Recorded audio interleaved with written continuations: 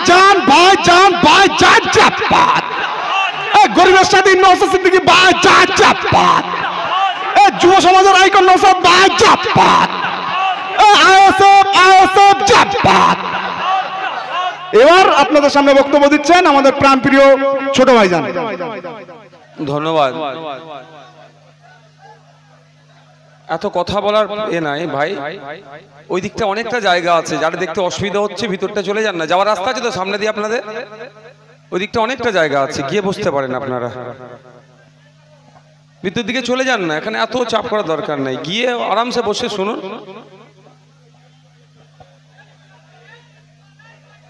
আপনারা যারা এসে উপস্থিত হয়েছেন, অনেকে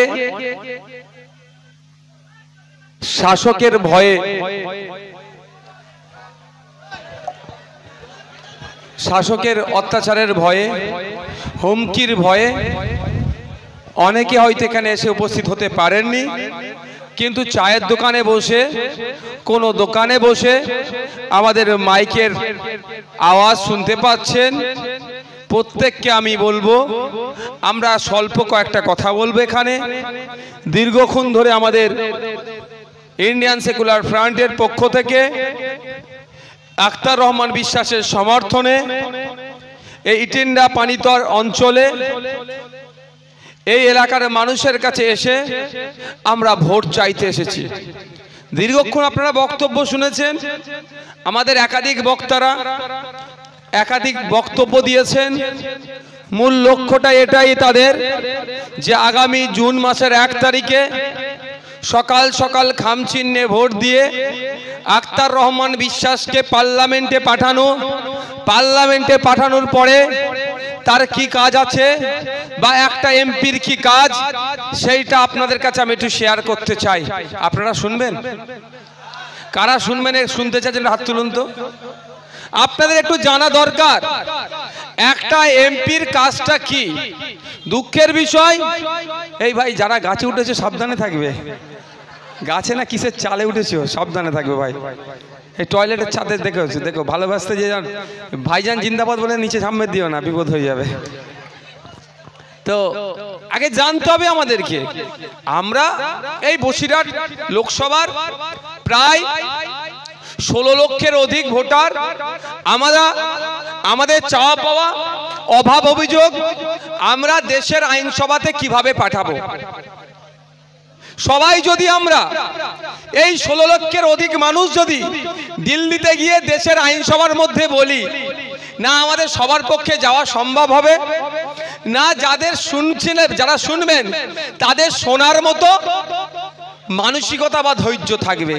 সেই জন্যই ভোটিং সিস্টেম, আমরা আমাদের জনপ্রতিনিধিকে দেশের আইনসভায় পাঠাবো। দেশের আইনসভায় গিয়ে আমার জনপ্রতিনিধি আমাদের যে সমস্যাগুলো আছে সেইগুলোকে নোটিশ করবে, ওখানে অ্যাড্রেস করবে।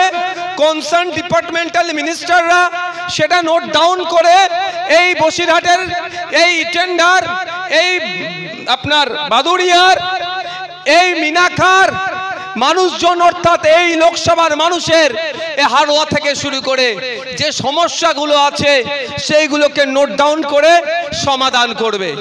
এটা হচ্ছে সিস্টেম। দেশের 140 কোটির অধিক মানুষ আছেন, সবাইয়ের সমস্যা যদি কেউ শুনতে চাই তাহলে কত বছর লাগবে আর মুখে বলা যাবে না।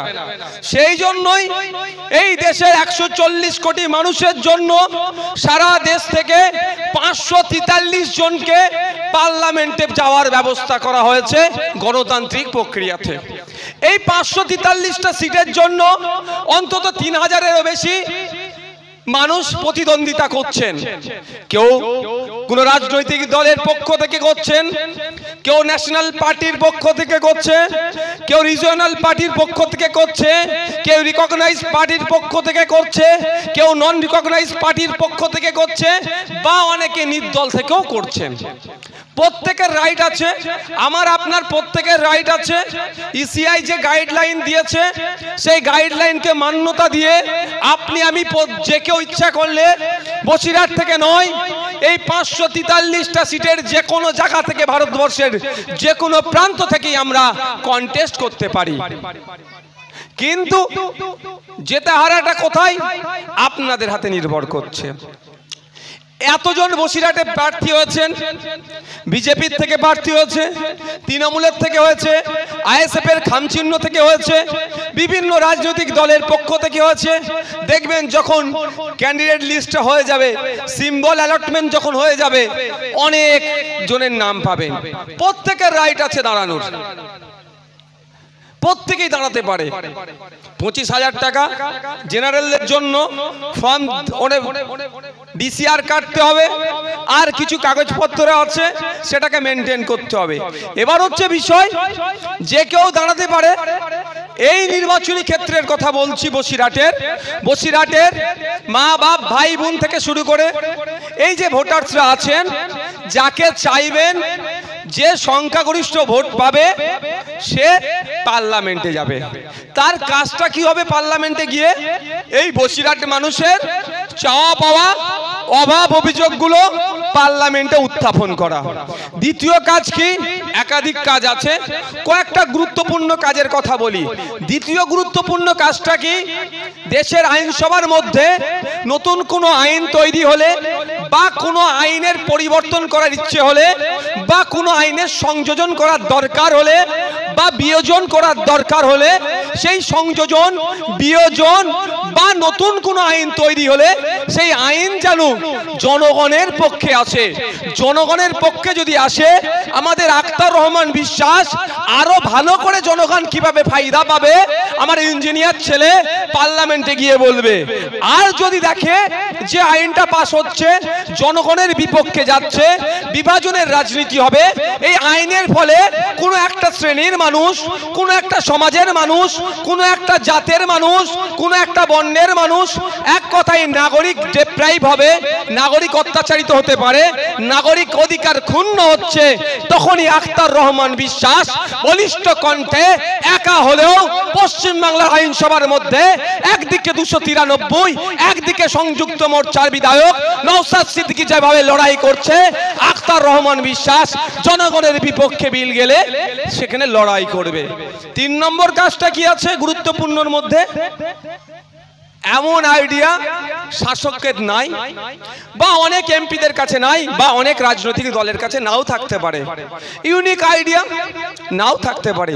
আমরা আমাদের পার্টির পক্ষ থেকে আখতার রহমান বিশ্বাসের মাধ্যমে দেশের পার্লামেন্টে রাখবো, দেশের আইনসভার মধ্যে রাখবো, যে কাজটা করলে আমার রিটেন্ডার মানুষেরা, আমার বসিরহাটের মানুষেরা, আমার বাদুরিয়ার মানুষেরা, আমার এই রাজ্যের মানুষেরা, আমার দেশের মানুষেরা উপকৃত হবে, এটা পার্লামেন্টের মধ্যে রাখবো।